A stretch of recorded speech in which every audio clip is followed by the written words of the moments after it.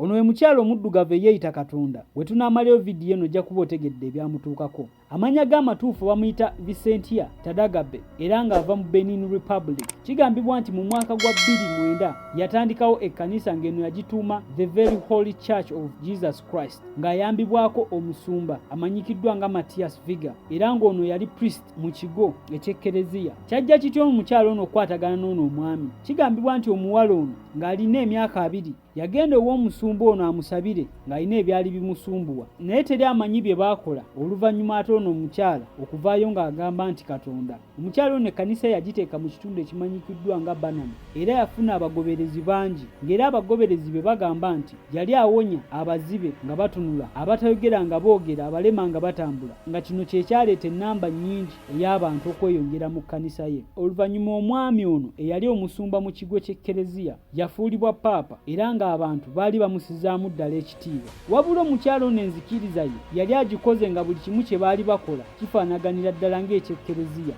Omukyala ono enzikiriza ye yeeyongera obuganzi n'abantu okugijjumbira.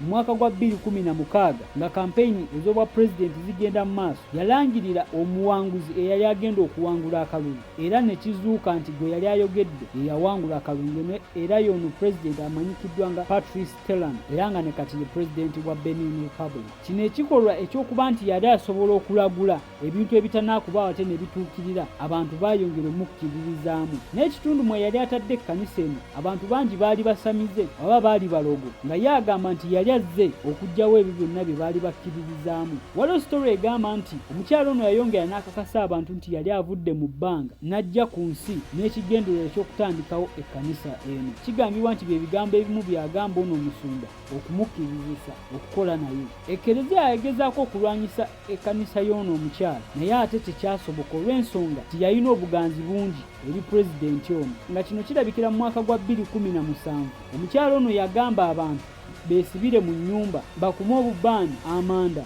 ne kando nga beetegekera olunaku lw'enkomerero era poliisi yagenda obbiyingiramu basobola okutaasaako abantu abamu naye nga baasanga abantu 5 baali bamaze dda okufa. Naye ate ekisinga okwewuunyisa omukyala ono teyakwatibwa wabula abakulu mu kkanisa ye be baakwatibwa ye n'alekebwa. Oluvannyuma lw'ebbanga okwetoolola mu mwaka gwa 2021 akatambi kaasaasaanira ku mikutu egy'enjawulo nga kalaga omukyala ono ng'agudde eddalu. Okusinziira ku bagoberezi bwe bagamba nti omukyala ono okugwa eddalu kyali kivudde mabega, baatandika omulaba nga yeeyogeza yekka na yekka era oluvannyuma lwa bino byonna waliwo eŋŋambo ezigambibwa nti omukyala ono yafa naye ate tezikakasibwa bulungi.